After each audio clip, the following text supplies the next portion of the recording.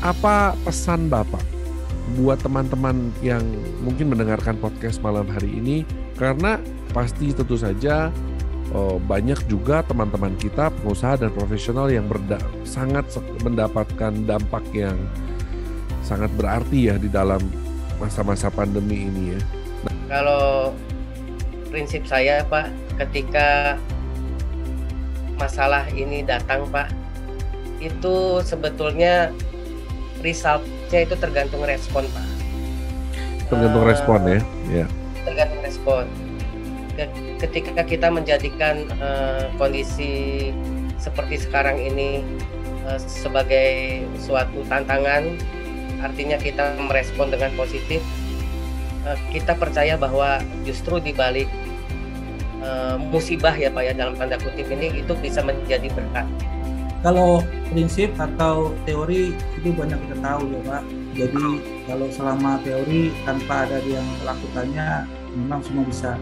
Tapi ketika itu menjadi prinsip dan dasar-dasar dari sebuah komunitas dari beberapa orang, itu sangat powerful dan bisa saling mengingatkan dan saling mengarahkan.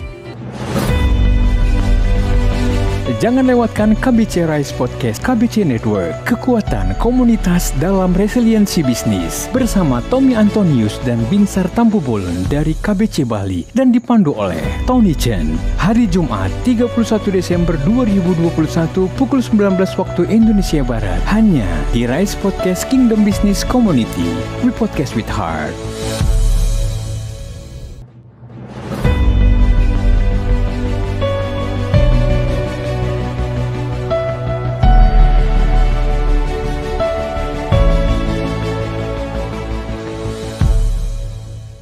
Wow, menarik. Halo semuanya para KBC Riser dan podcast listener dimanapun Anda berada.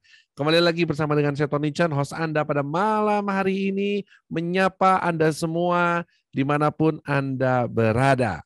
Dan seperti biasa di dalam program Rise Podcast KBC, kita akan berbincang-bincang dengan para narasumber yang tentu saja akan memberikan kepada kita semua banyak sekali inspirasi, hal-hal positif, dan hal-hal yang menguatkan kita sebagai satu kesatuan di dalam komunitas Kingdom Business Community. Dan pada kesempatan malam hari ini, kita masih kedatangan tamu dari Pulau Dewata, dari Bali. Dan mungkin sudah tidak sabar lagi ya, para Riser dan podcast listener dimanapun Anda berada, saya langsung saja mau kita bincang-bincang dengan salah seorang narasumber kita yang pertama dalam segmen yang pertama ini, dengan Bapak Tommy Antonius. Shalom Pak Tommy. Shalom Pak Tony.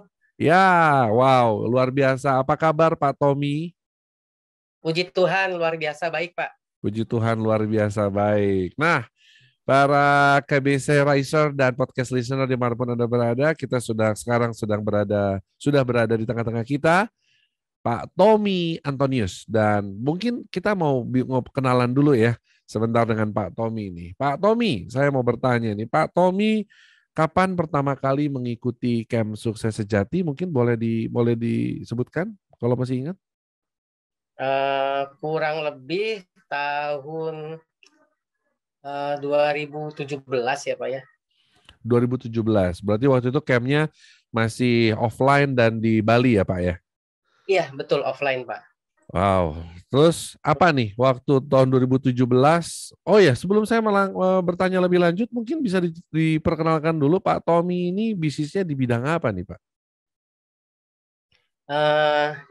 Saya bisnis di bidang distribusi packaging Pak, terutama distribusi dari bahan packaging. plastik. Oke. Ya, Oke, mungkin boleh tahu kurang lebih packagingnya modelnya seperti apa dan peruntukannya untuk apa Pak packagingnya? Ya, kita lebih banyak packaging untuk snack-snack Pak, karena kita sebagai supplier dari satu pusat oleh-oleh di Bali, ya selain kita supply ke pusat oleh-olehnya, juga para rekan-rekan supplier yang menyuplai ke sana pun produknya seperti kacang, ceker ayam, snack-snack itu di packaging oleh kita, Pak. Wow, menarik nih bisnisnya ya. Nah, waktu mengikuti camp 2017 yang lalu, perubahan apa yang terjadi di dalam bisnis dan pekerjaan Pak Tommy? Yang saya sangat beruntung bisa masuk komunitas KBC adalah yang pertama masalah pajak itu Pak akhirnya bisa dibereskan karena Oh, dulu nggak paham sekali dengan pajak gitu ya kan, dan beberapa nilai-nilai glory yang bisa ditambahkan dari yang selama ini sudah kita jalankan. Ada beberapa yang jadi melengkapi gitu Pak di melengkapi dalam gitu ya. kami. Betul ya. Oke, mungkin boleh berbagi juga Pak, karena di sini banyak juga pengusaha-pengusaha yang masih berjuang gitu ya, keluar dari masalah pajak nih. Berapa lama akhirnya Bapak bisa beresin semua Pak, pajaknya Pak? Ya itu saya bersyukurnya kayaknya kok pas sekali gitu ya waktu setelah kita mengikuti KBC terus kita konsultasi dengan bagian pajak sudah gitu nggak berapa lama ada sunset policy gitu ya. Akhirnya pada saat yang tepat pada saat waktunya Tuhan juga itu kita akhirnya setelah ikut KBC ini bisa mengikuti sunset policy dengan baik. Jadi kurang lebih dari 2017 ke 2019 ya sekitar setahun setengah gitu loh Pak. 2 tahun Setahun, lah setahun paling. setengah, 2 tahun Ya, ya, luar biasa. Akhirnya ya. bisa selesai ya Pak ya. Selesai Wow, Pak. puji Tuhan. Menarik ya. Nah, lalu pertanyaan saya begini Pak. Waktu ketika Bapak mencoba untuk menerapkan nilai-nilai glory di dalam perusahaan gitu ya, ada mengalami kendala nggak Pak? Eh, Kesulitan nggak untuk menerapkannya? Kalau nilai-nilai glory sih nggak ada kesulitan Pak karena memang selama ini kita prinsip berbisnis itu kan kita pakai juga dasarnya adalah kebenaran firman Tuhan. Puji Tuhan. Artinya kita menerapkan prinsip-prinsip kejujuran gitu ya kan, kerja kerja keras, sudah gitu kita juga menganggap karyawan itu bukan sebagai sapi perahan tapi mereka juga sebagai aset bagi kita gitu ya kan, sudah gitu benar-benar apa melayani customer juga eh, dengan baik gitu loh Pak. Ya, ya, Gitu. ya, ya, ya. Seperti itu ya. Baik. Nah, cukup menarik. Pak Tommy, saat ini karyawan total ada berapa, Pak?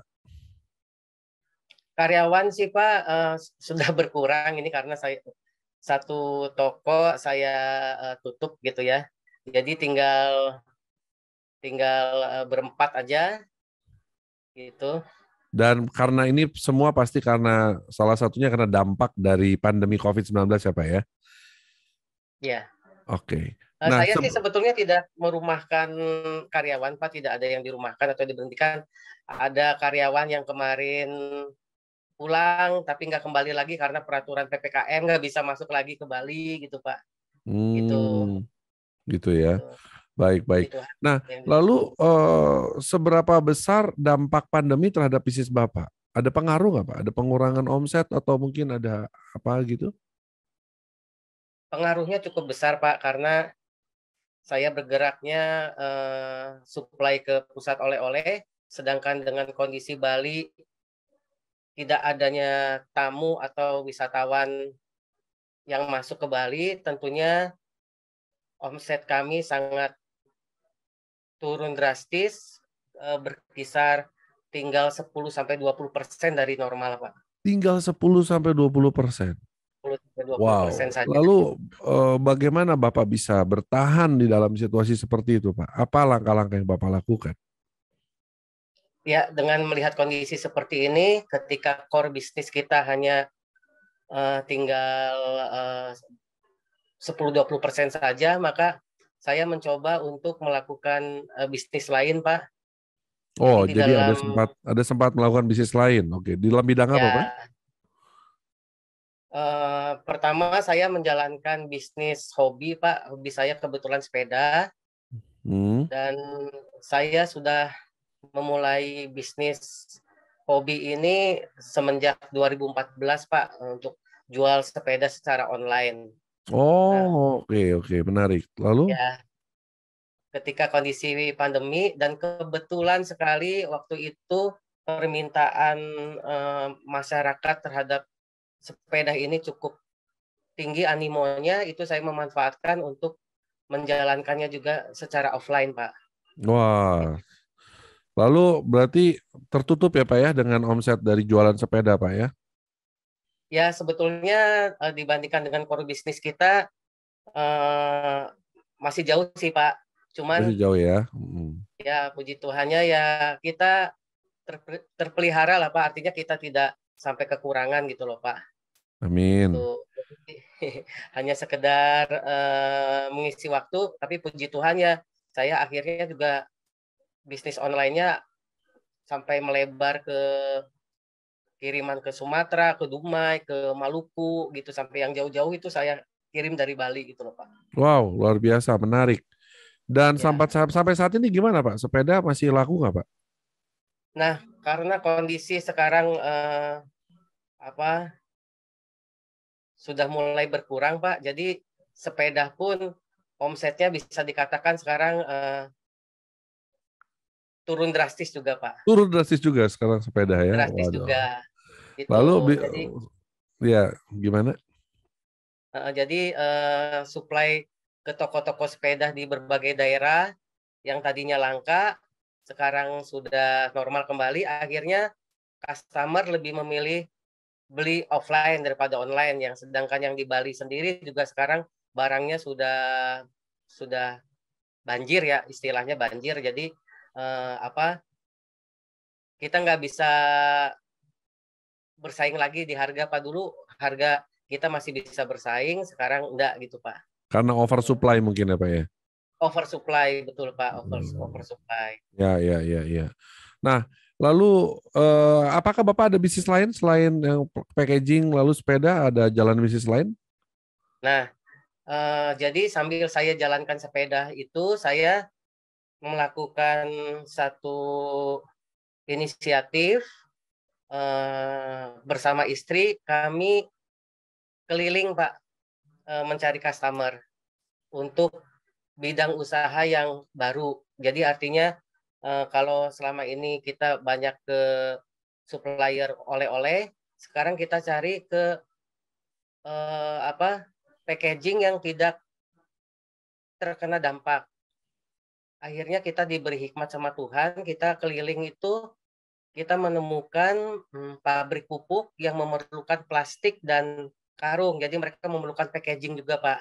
Nah, Ya. puji Tuhannya kita sudah sempat membina hubungan baik dengan supplier ya, walaupun waktu itu produknya belum kami order, tapi di kondisi itu akhirnya kita bisa order karung gitu ya, Pak ya, karung, berikut plastiknya, berikut brandnya, kita supply ke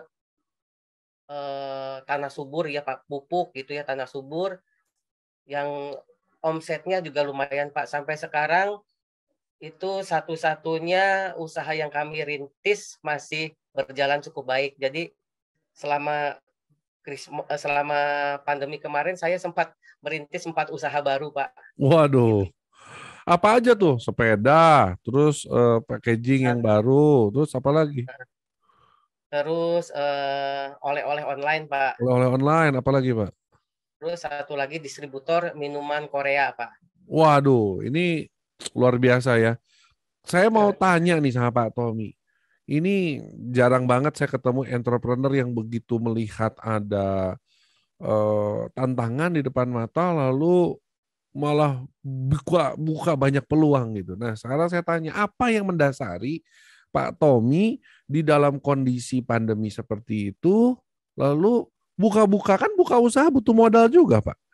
Nah, apa semangatnya nih? Kenapa kok Bapak mau gitu loh buka sampai 4 usaha baru, merintis 4 bisnis baru di masa pandemi? Ya, jadi yang pertama karena dengan kondisi core bisnis saya yang memang terpuruk seperti itu, kalau saya hanya menunggu atau menerima keadaan, mungkin kita nggak bisa bertahan, Pak. Gitu karyawan juga mungkin nggak sanggup kita gaji karena posisi sejak Maret 2019, sejak awal pandemi, itu kondisi keuangan usaha saya adalah minus ya, Pak ya. Gitu. Nah, kalau saya hanya menunggu mungkin ya sudah bubar mungkin Pak usaha saya. Jadi Wow, luar biasa. saya harus mencoba mencoba ketika ketika keadaan seperti itu kita hanya bisa berharap sama Tuhan ya supaya Tuhan berikan kami hikmat, Tuhan bukakan jalan apa yang harus kita lakukan karena kalau kita mengandalkan kekuatan sendiri rasanya juga kita sudah terdampak gitu ya agak-agak blank juga gitu loh Pak. Tapi karena dengan kami mengandalkan Tuhan, akhirnya Tuhan bukakan jalan gitu sampai ada teman lama yang tiba-tiba kontak gitu, mau nggak pegang ini bisnis yang lagi rame yaitu minuman Korea gitu, tapi non alkohol gitu ya kan. Ya walaupun di Bali mungkin yang alkohol nggak terlalu ketat gitu ya. Aturan tetap ada tapi nggak seketat mungkin di Jawa. Tapi kita mau coba karena izinnya pun tidak terlalu sulit. Kalau kita menyalurkan minuman beralkohol, tentunya kita harus ngurus izin yang ribet gitu loh Pak. Betul. Saya hanya mencoba untuk memulai saja Pak. Jadi mengenai hasilnya nanti yang penting saya sudah berusaha gitu loh Pak. Ya, Gitu. ya, ya. Yang penting mulai aja dulu gitu ya. Mulai aja dulu Nah, Pak. mulai aja dulu, betul. Nah, Ya. saya mendapatkan data bahwa Pak Tommy Antonius ini adalah Ketua Bidang Pengembangan Komunitas KBC DPC Bali, betul ya Pak ya? Nah, Ya. lalu pertanyaan saya begini, sejauh mana peran komunitas KBC di dalam pekerjaan dan bisnis Bapak sampai hari ini?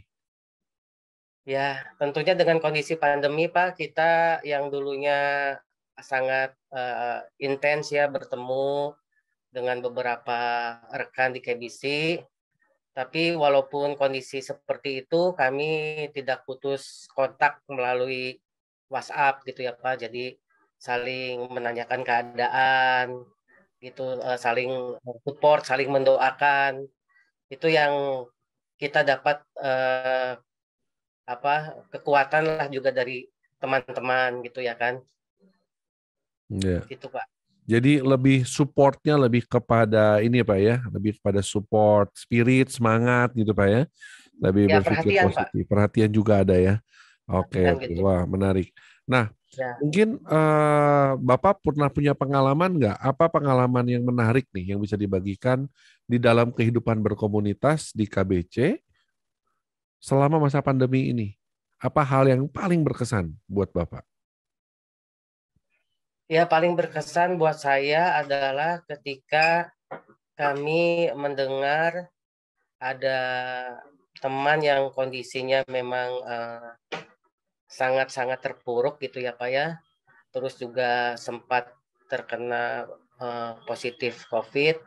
Itu teman-teman itu begitu cepat merespon untuk membantu gitu ya kan, tanpa tanpa kita minta gitu ya, kita hanya menyampaikan berita bahwa ada teman yang dalam kondisi kesulitan dan sekarang satu keluarga terkena COVID.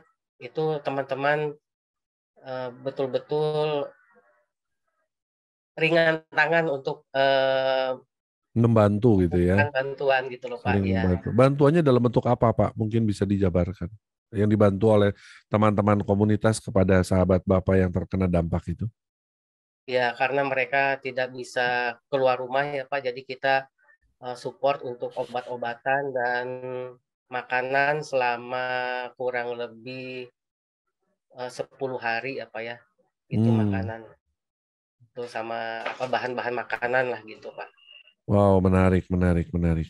Ya, seperti yang kita tahu bersama Pak, kalau di dalam komunitas KBC itu kan kita bersama-sama grow in truth, lalu grow in competence, dan grow in care. Nah, dari ketiga aspek pertumbuhan ini, mana yang menurut Bapak sangat berdampak sekali dalam kehidupan Bapak? Mungkin bisa di-sharingkan nggak Pak? Kalau menurut saya Pak ya, kalau mengenai yang ketiga hal tadi, yang paling dibutuhkan saat ini dan paling berdampak buat saya adalah grow in care, Pak. Grow in care. Atau in truth mungkin banyak sekali anggota KBC di Bali ini juga yang sudah tingkat rohaninya sudah bagus-bagus lah Pak, sudah tinggi-tinggi. Yeah.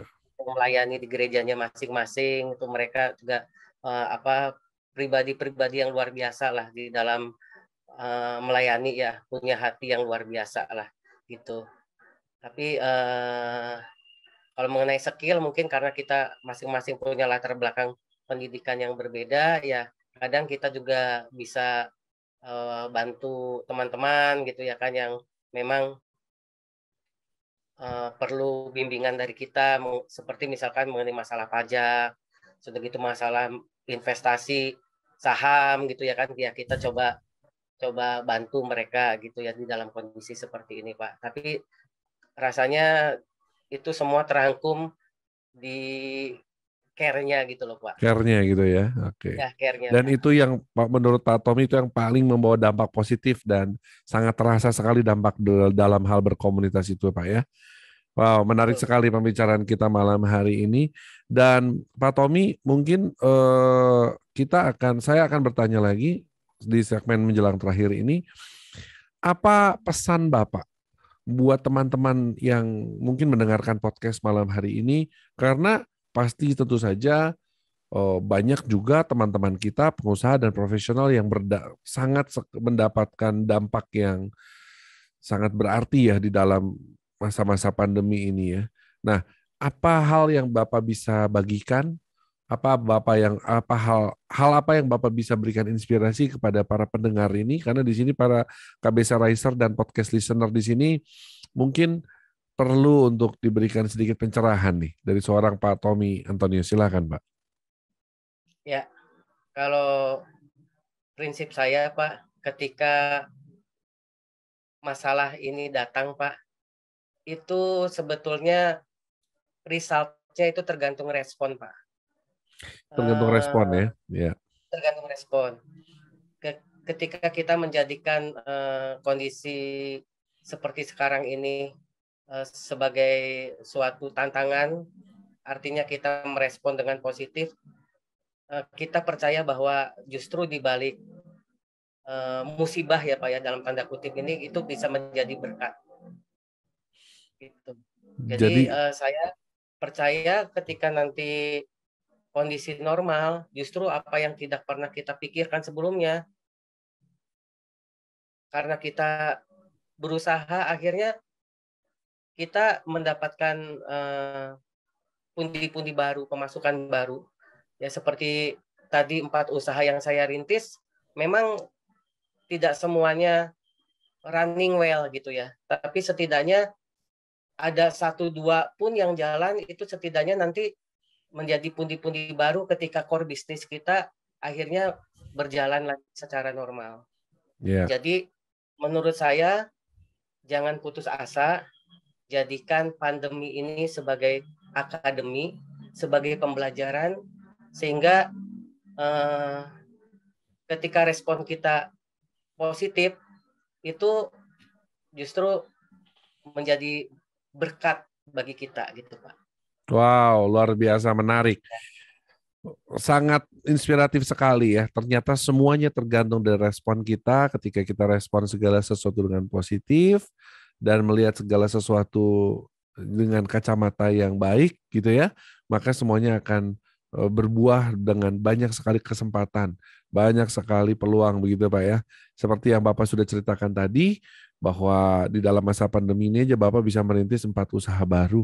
Dan ini merupakan salah satu hal yang sangat menginspirasi buat kita semua. Saya yakin para KBC Riser dan juga para podcast listener setuju dengan saya ya, bahwa segala sesuatu di dalam dunia ini apabila kita responi dengan positif, maka akan berbuah yang positif juga. Baik, terima kasih buat kebersamaan kita dalam bincang-bincang dalam segmen ini, Pak. Buat Pak Tommy, dan mungkin apakah ada hal lain yang Pak Tommy ingin sampaikan kepada para pendengar untuk closing statement-nya? Ya, saya bersyukur saja Pak. Mungkin jadi kalau yang saya sampaikan hanya saran gitu ya untuk teman-teman jangan menyerah. Tapi saya mau sampaikan bahwa justru di dalam keadaan yang menurut orang dunia atau dari kacamata jasmani ini sulit, tapi justru saya mengalami kebaikan Tuhan yang luar biasa, Pak. Itu dalam kondisi pandemi saya bisa melunasi hutang, itu yang pertama. Yang kedua, dalam kondisi pandemi seperti ini masih diizinkan Tuhan untuk menjadi berkat juga bagi orang lain. Itu menurut kami adalah privilege yang Tuhan berikan luar biasa dalam kehidupan kami, itu Pak. Ya, baik. Terima kasih Pak Tommy dan teman-teman semua. Mari kita sama-sama bawa setiap hal baik, setiap inspirasi-inspirasi yang kita dapatkan lewat perbincangan kali ini, dan kita praktekkan di dalam pekerjaan, di dalam pelayanan kita, dan di dalam setiap apapun yang kita lakukan sehari-hari. Baik, terima kasih Pak Tommy buat kehadirannya. Dan salam buat keluarga dan sampai jumpa di Bali ya Pak ya. Iya, ditunggu Pak. Siap, oke, baik. Ya, selamat malam. Malam. Baik, para KBC Riser dan podcast listener dimanapun Anda berada, kita baru saja bincang-bincang dengan Pak Tommy Antonius. Dan sebentar lagi kita akan berbincang-bincang dengan narasumber kita yang kedua.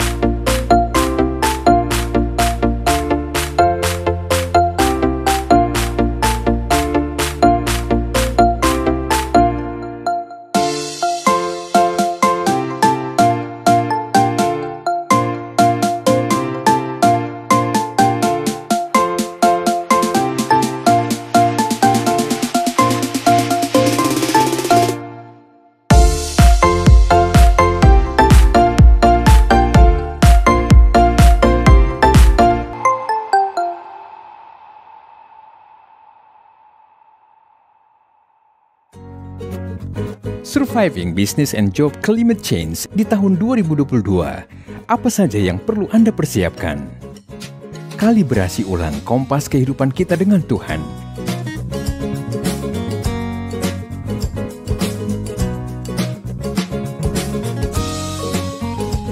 Semua kita sedang berjuang.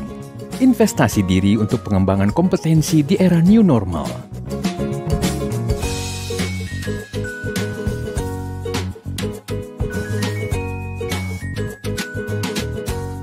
Semua kita sedang belajar, saling peduli, dan berbagi dalam ekosistem dunia kerja.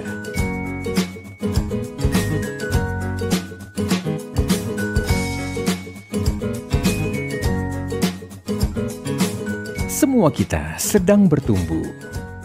Bertumbuh dalam kebenaran, bertumbuh dalam keahlian, bertumbuh dalam kepedulian.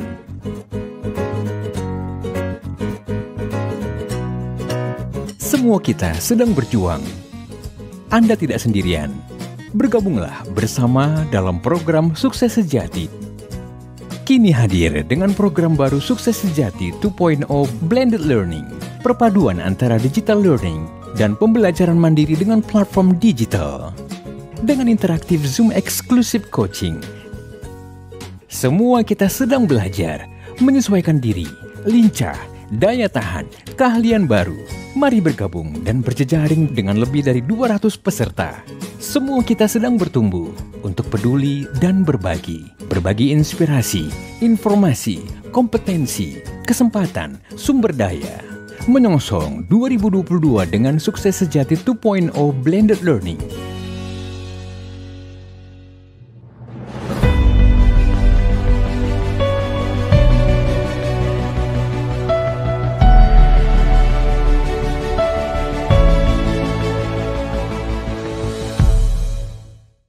Baik, saya mau menyapa narasumber kita yang kedua yang sudah hadir di tengah-tengah kita, Bapak Binsar Tampu Bolon. Shalom, selamat malam Pak Binsar.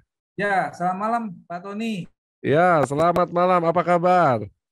Sehat, puji Tuhan. Puji Tuhan, luar biasa.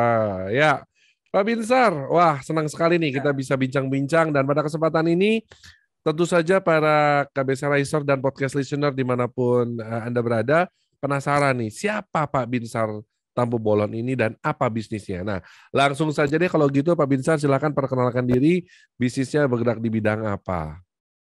Ya, selamat malam semua rekan-rekan KBC dimanapun berada.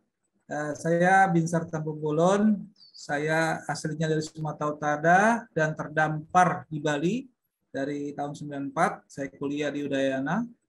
Kemudian saya bekerja di sini dan keterusan, gitu ya. Setelah saya bekerja dengan orang terakhir di bidang keuangan, yaitu money changer.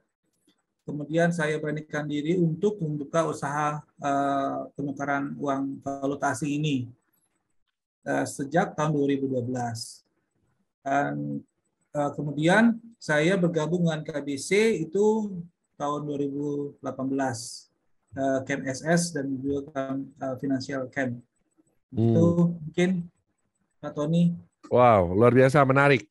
Baik, Pak Binsar Tampu Bolon, menarik sekali nih bisnis money changer. Nah, yang saya mau tanyakan adalah begini, Bali adalah tempat atau destinasi wisata dari seluruh dunia. Nah, ketika pandemi ini terjadi, artinya tidak ada satupun wisatawan ya datang ke Bali karena semua penerbangan ditutup. Lalu bagaimana dengan bisnis money changer Bapak? Mungkin boleh ceritakan dulu kondisi sebelum pandemi seperti apa money changer-nya gitu. Ya, baik.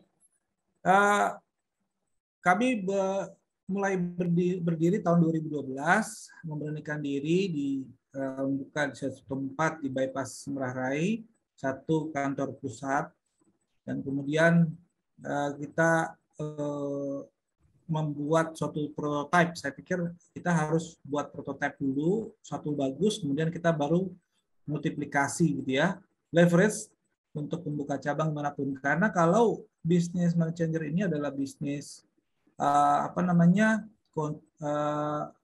yang sifatnya kuantitatif ya, dan harus banyak gitu ya, sehingga harus punya banyak cabang di mana-mana. Nah, di Bali ini sifatnya bisnisnya money changer ini retail buying. Jadi kebanyakan orang yang asing yang menukar uang valuta asingnya ke rupiah. Kalau di Jakarta, di luar Bali mungkin kebanyakan corporate ataupun retail, tapi yang masyarakat yang membeli valuta asing. Jadi terbalik gitu ya. Nah, kebetulan puji Tuhan dari 2012 berkembang dengan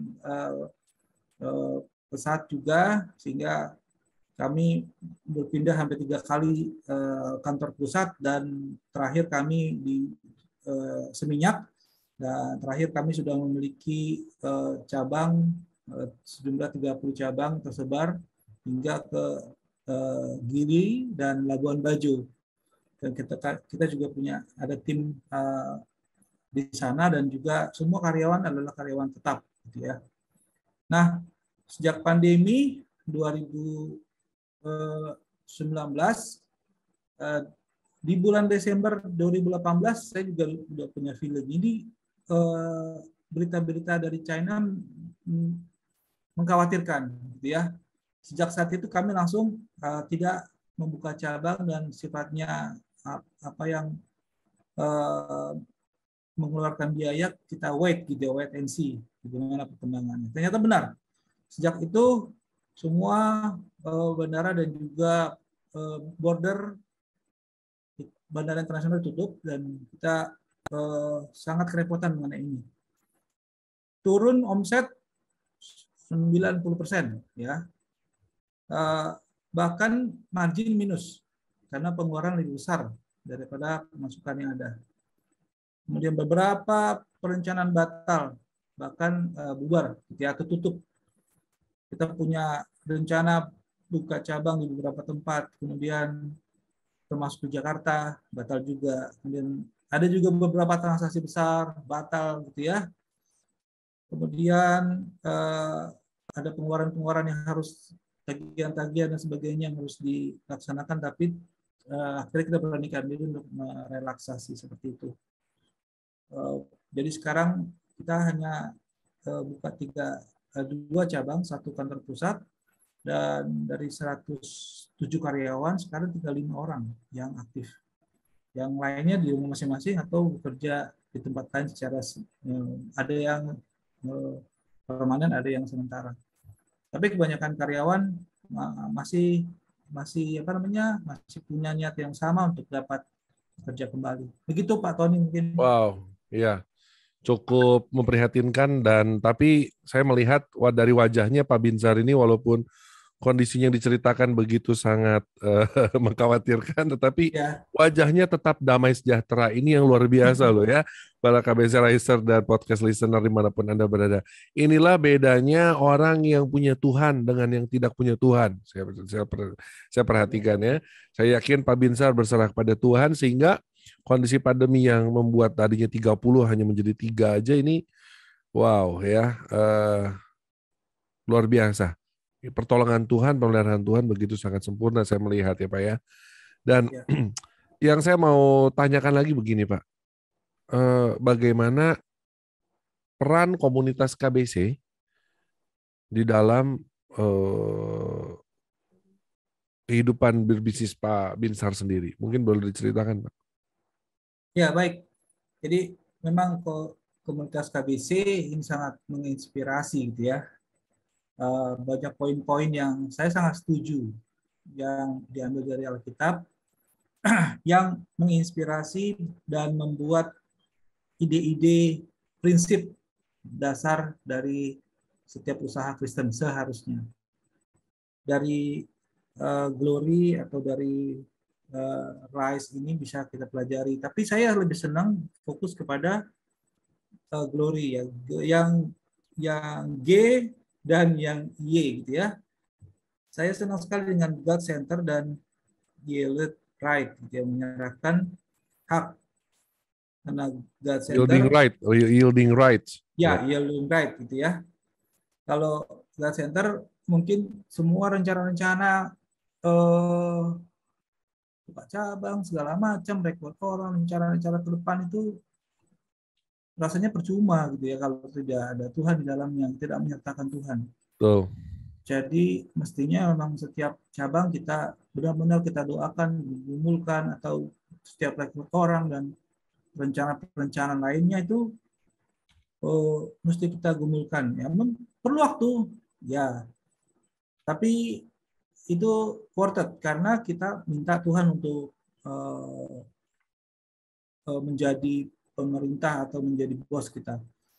Ini punya usaha Tuhan, bukan saya. Ya, itu dia prinsip-prinsip yielded right ini. Saya pikir bagaimana kita mendahulukan kepentingan orang lain gitu ya. Ini banyak pelajaran yang satu kalimat ini kita coba terapkan. Kalau dari bulan Maret kita sudah tahu 2019 bahwa ada pandemi, dan kita jangan tutup dulu, kita tetap buka sampai di daerah itu udah nggak ada lagi transaksi, pelan-pelan kita tutup one by one. Juga karyawan kita berikan retribusi atau kita memberikan tunjangan sembako ya setiap bulan selama sampai bulan Oktober 2019. Wow, luar biasa. 2019 sampai 2020. 2020. Setelah itu kita udah nggak sanggup. Kita bilang Tuhan kita udah nggak sanggup lagi. Kita mohon maaf sama karyawan, mohon maaf ya. Kami sudah di luar perhitungan dan karena pandemi ini kita kan nggak kita prediksi sampai Oktober gitu ya. Ternyata mundur lagi ini. Desember, mundur lagi. Aduh, ini nggak bisa. Udah terlalu lama dan kita minta maaf sama karyawan, mohon maaf. Anda bebas untuk memilih untuk tempat lain atau pulang dulu kampung untuk bertani, berkebun atau sebagainya. Dan kita tetap kontak sama mereka, kita tetap mendahulukan mereka. Saya kunjungan beberapa kali kepada di rumah mereka dan saya curhat gitu. Mereka curhat, kita dengerin. Minta tolong sabar dulu ya, kita kan pasti dukung dengan apa yang bisa kita dukung. Seperti itu mungkin Pak Tony. Wow, luar biasa. Nah, kalau saya mendapatkan data bahwa Pak Binsar ini adalah sebagai koordinator marketplace gathering KBC DPC Bali, betul ya Pak ya?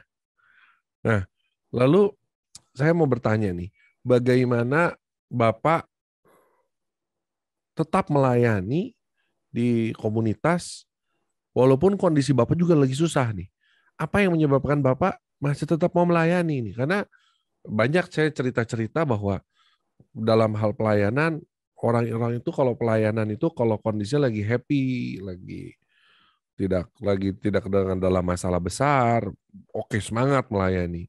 Tapi pertanyaan saya, apa yang membuat Pak Binsar tetap mau melayani di KBC ini, Pak? Padahal kondisi Bapak kan lagi susah juga nih, gitu kan selama pandemi gitu. Ya, kita sih Bang menyadari memang nggak gampang gitu ya, Pak Tony ya. Saya ada pelayanan juga di 2 tempat, sehingga 3 dengan KBC. Itu nggak gampang. Saya juga beberapa kali miss dalam pelayanan, karena memang kita kan insidentil gitu ya. Tapi kita mencoba untuk merenungkan lagi bahwa bukan kita pokoknya, tapi orang lain. Ketika kita bersentuhan dengan orang lain, menguatkan mereka, bertemu dengan mereka, itu membuat mereka dapat disemangatkan. Jadi itu tadi, God Center bukan berpusat kepada kita, tapi pada orang lain dan pada kehendak Tuhan. Tuhan pengen kita tuh tetap berpegangan tangan. Jadi kontaklah mereka,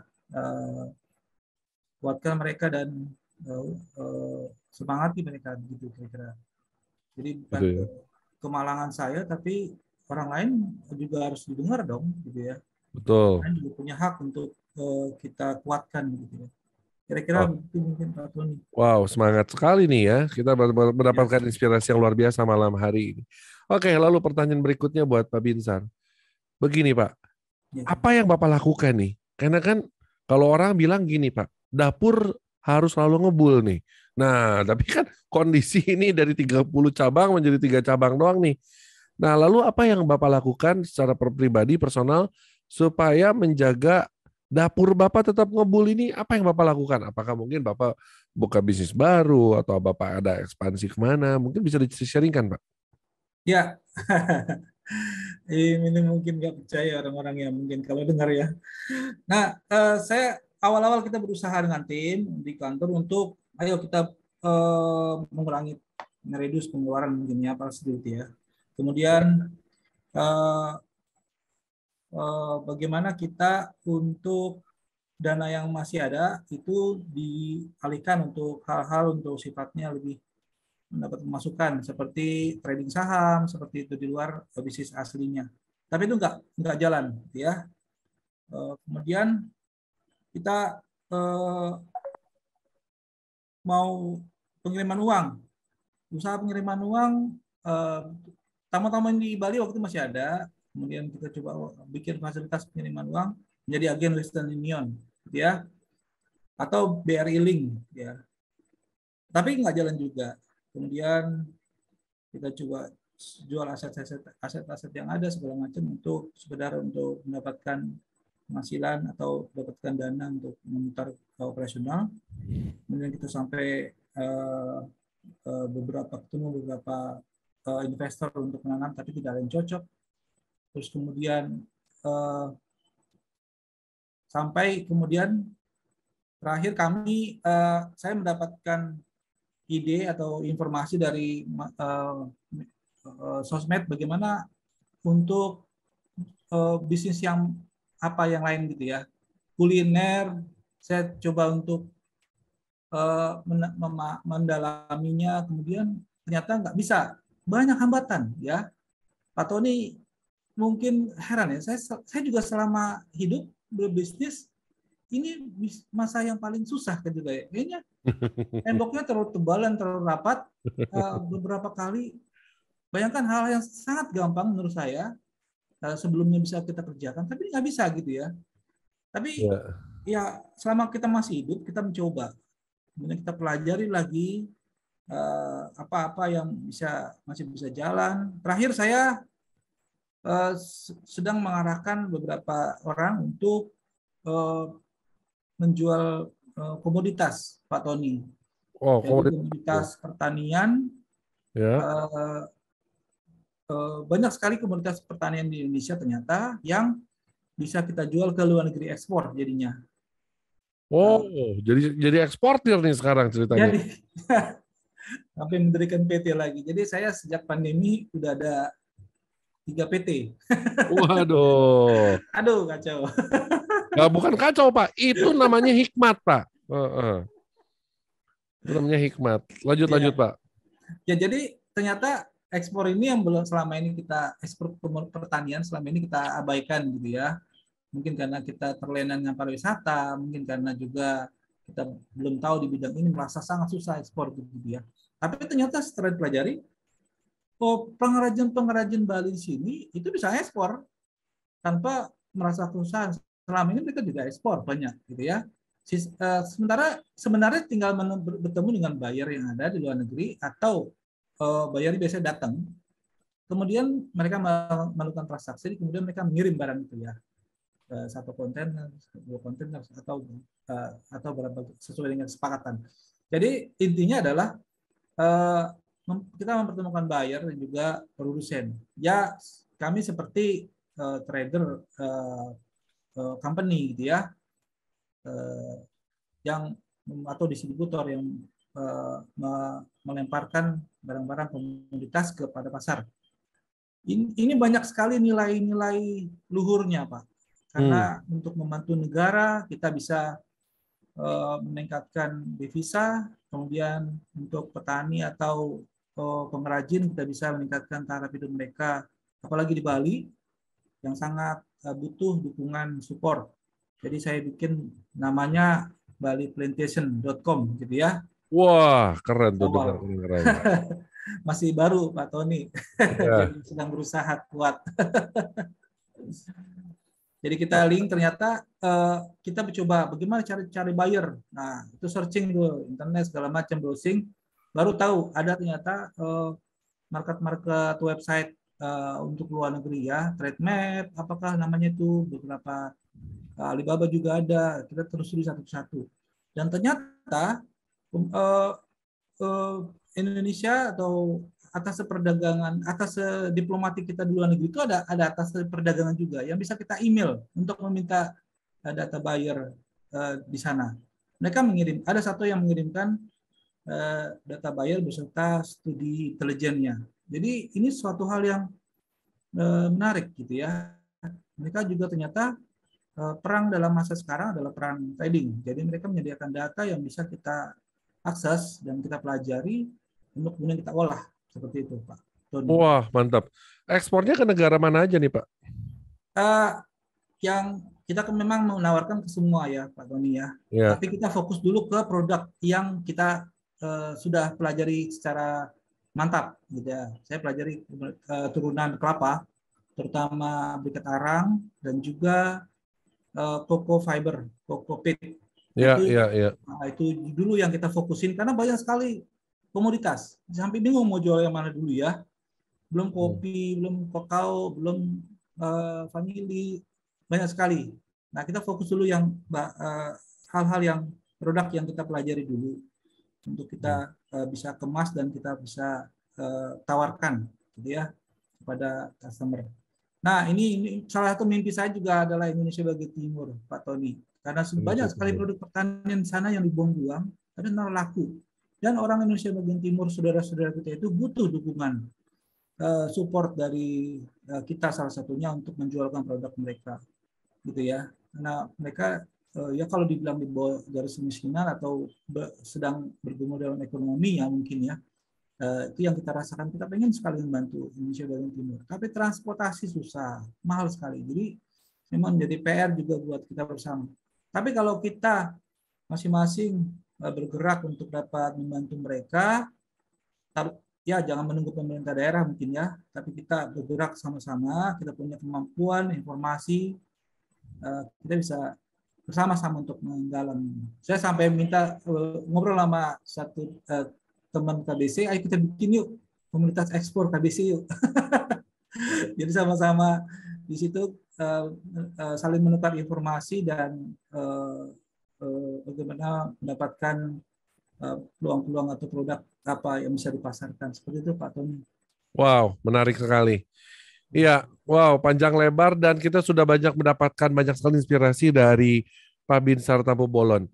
Sungguh merupakan suatu hal yang apa ya namanya ya, tidak terduga ya pandemi ini, memang kita bisa mengalami ini semua.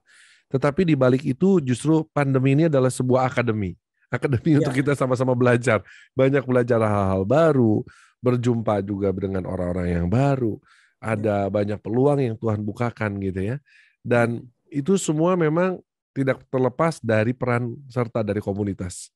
Nah, sekarang pertanyaan saya, dari Bapak sejauh ini melihat komunitas KBC nih, pertanyaannya sama seperti tadi saya bertanya kepada Pak Tommy, yaitu bagaimana menurut Pak Binsar melihat komunitas KBC ini membawa dampak positif bagi dunia bisnis, terutama marketplace selama masa pandemi ini, Pak? Ya, kalau prinsip atau teori itu banyak kita tahu ya Pak. Jadi kalau selama teori tanpa ada yang melakukannya, memang semua bisa. Tapi ketika itu menjadi prinsip dan dasar-dasar dari sebuah komunitas terdiri dari beberapa orang, itu sangat powerful dan bisa saling mengingatkan dan saling mengarahkan. KBC menurut saya adalah wadah tempat kita berkumpul, kita para pengusaha itu sering kesepian dan butuh tempat curhat, Pak Tony. Kita butuh wadah untuk bersama saling memberi ide dan masukan, juga menyemangati. KBC ini salah satu tempat yang bagus ya menurut saya. Maka itu kan saya menularkannya ke gereja. Jadi saya buat komunitas wirausaha bisnis di gereja kami, namanya Komunitas Berkat. Itu kita prototipe dari KBC dan kita berharap menularkan ide-ide dan juga prinsip-prinsip KBC Glory Rise itu kepada teman-teman di gereja, pengusaha gitu ya, menularkan wirausaha kepada teman-teman dengan prinsip-prinsip Alkitabiah. Itu Pak Tony mungkin. Wow, luar biasa, menarik. Nah, di segmen terakhir ini, setelah tadi kita mendengarkan banyak sekali sharing dari Pak Binsar yang tentu saja membawakan banyak inspirasi buat kita semua, para pendengar podcast listener dan juga para KBC Riser, mungkin apa nih pesan-pesan dari seorang Pak Binsar Tampu Bolon kepada para pendengar setia KBC Riser Podcast malam hari ini, untuk supaya mereka semua bisa setidaknya memiliki semangat yang sama, bahkan mungkin bisa mengikuti jejak langkah apa yang sudah dilakukan oleh Pak Binsar. Silakan Pak Binsar untuk closing statement-nya. Ya, teman-teman KBC, saya cuma menyemangati teman-teman. Saya juga berangkat dari orang yang tidak ada apa-apanya, yang pengen untuk berbuat, pengen untuk bergabung dengan orang-orang hebat lainnya, minimal tertular dengan semangat mereka, dengan tujuan hidup mereka juga. Dengan KBC ini, saya merasa tempat yang tepat. Mari kita sama-sama untuk belajar bersama, jangan minder, tapi juga jangan terlalu norak gitu ya. Tapi pas dengan porsi yang masing-masing, dengan semangat masing-masing untuk bisa mendapatkan hal-hal yang baik yang bisa kita kembangkan baik secara komunal maupun pribadi. Itu mungkin Pak Tony. Baik, terima kasih Pak Binsar Tambubolon, dan luar biasa pembicaraan yang sangat-sangat bermutu dan sangat menginspirasi buat kita semua. Terima kasih sekali lagi kepada Pak Binsar Tambubolon yang sudah hadir di KBC Red Podcast kali ini, dan sampai jumpa di lain kesempatan. Dan saya berharap pandemi cepat berakhir, dan saya pengen buru-buru ketemu Pak Binsar dan Pak Tommy di Bali ini ya. Siap. Baik, kalau begitu, baik. Ada perjumpaan juga, ada perpisahan. Tetapi kita bukan berpisah untuk selamanya, tapi kita berpisah untuk berjumpa kembali. Oleh sebab itu, para KBC Riser dan juga para podcast listener dimanapun Anda berada, terima kasih buat kebersamaan di dalam acara Rise Podcast KBC pada kesempatan kali ini. Saya Tony Chan undur diri, dan mari kita sama-sama terus bersemangat. Glory harus terus diwujud nyatakan di dalam kehidupan kita, di dalam pekerjaan, bisnis, di dalam keluarga kita, sehingga nama Tuhan semakin dipermuliakan di dalam setiap usaha kita. Shalom, selamat malam, Tuhan Yesus memberkati.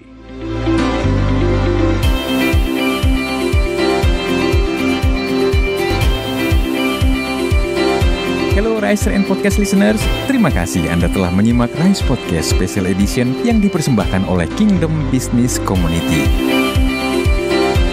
Harapan kami setiap episode Rise Podcast dapat menginspirasi Anda untuk terus mengalami transformasi dalam melakukan bisnis dan profesi Anda untuk tujuan yang mulia, membangun bisnis melalui manusia dan membangun manusia melalui bisnis. Kami mengajak setiap Anda dan perusahaan Anda untuk bergabung bersama kami dalam komunitas Kingdom Business Community. Secara bersama, kita bisa bertumbuh, berkembang, dan sukses, serta dapat berkolaborasi dalam gerakan kepedulian kepada sesama untuk Indonesia yang lebih baik. Untuk dapat bergabung, silahkan kunjungi website Kingdom Business Community di www.kbc.or.id atau hubungi Sekretariat Nasional KBC di 0817 131 257. Sekali lagi, www.kbc.or.id.